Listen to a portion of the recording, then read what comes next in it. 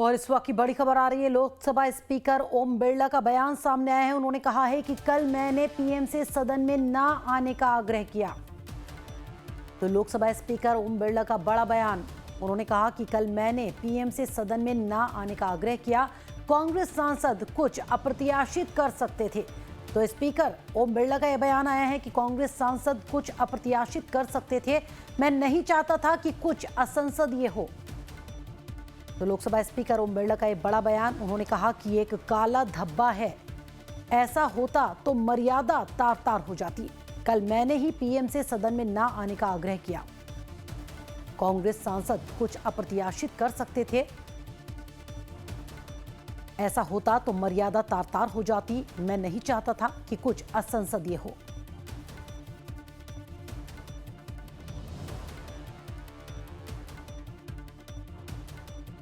संसदीय परंपराओं के लिए न उचित था और तो मैं कहूंगा कि वो एक ब्लैक स्पॉट की तरह था। हम सबको सदन सुचारू रूप से चलाने में सहयोग करना चाहिए। इसके बाद जब सदन के नेता को सम्माननीय महामहिम राष्ट्रपति के अभिभाषण पर जवाब देना था, तो मेरे पास पुख्ता ऐसी जानकारी आई कि कांग्रेस पार्टी के कई सदस्य माननीय प्रधानमंत्री जी के आसन पर पहुंचकर कोई भी अप्रत्याशित घटना कर सकते थे। ये दृश्य मैंने सदन में देखा भी सही। अगर ये घटना हो जाती तो ये अत्यंत अप्रिय दृश्य देश के लोकतांत्रिक परंपराओं को तार तार कर देता। इसको टालने के लिए मैंने माननीय प्रधानमंत्री से आग्रह किया कि उन्हें सदन में नहीं आना चाहिए और सदन के सभापति होने के नाते मेरी जिम्मेदारी बनती थी कि सदन की उच्च परंपराओं, गरिमाओं को अक्षुण्ण बनाए रखें। कमलेश सिंह मेरे सहयोगी जानकारी के साथ सीधे दिल्ली से जुड़ गए हैं। कमलेश, लोकसभा स्पीकर ओम बिरला का ये बड़ा बयान आया है। जिस तरह से उन्होंने कहा कि कल मेरे पास जानकारी आई थी कि कांग्रेस के कुछ सांसद प्रधानमंत्री के आसन के पास जाकर कुछ भी गलत, कुछ भी अमर्यादित कर सकते थे, इसलिए मैंने पीएम से आग्रह किया कि वो सदन में ना आए। कैसे देखा जाए ओम बिरला का यह बयान?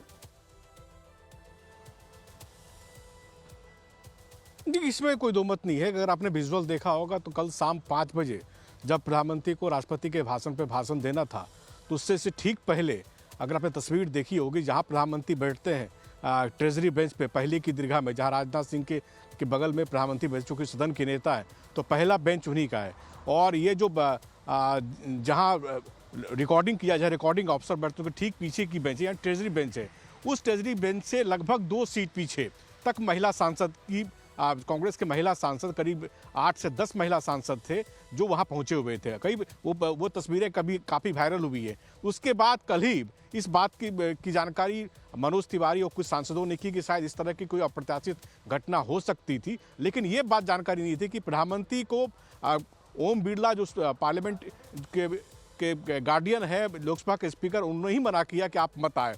जाहिर सी बात है, अगर ओम बिरला के पास, लोकसभा के स्पीकर के पास कोई ऐसी जानकारी उनके पास आई थी, तो ये निश्चित रूप से एक बहुत ही, आप कह सकते हैं, सनसनीखेज और बहुत ही दुर्भावनापूर्ण घटना हो सकती थी। अगर प्रधानमंत्री के साथ कुछ इस तरह की बातें हो जाती तो ये एक काला धब्बा या काला स्पॉट हो सकता था। लेकिन इसका बहुत दूरगामी प्रभाव पड़ता। दूरगामी प्रभाव इसलिए कि पहले से ही सत्ता पक्ष विपक्ष के बीच काफ़ी कड़वाहट बैठी हुई है, और इस घटना के बाद तब तो सत्ता पक्ष और विपक्ष के बीच तलवारें खिंच जाती, यहाँ तक आप कह सकते हैं।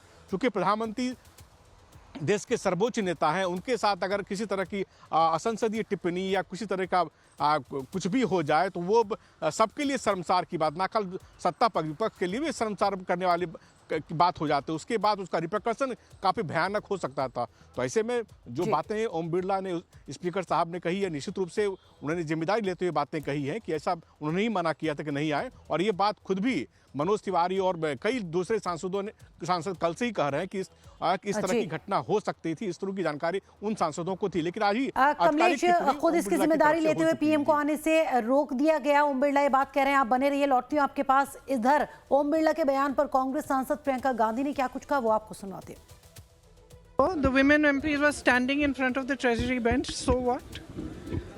And the Prime Minister, absolute lies. It is an absolute lie.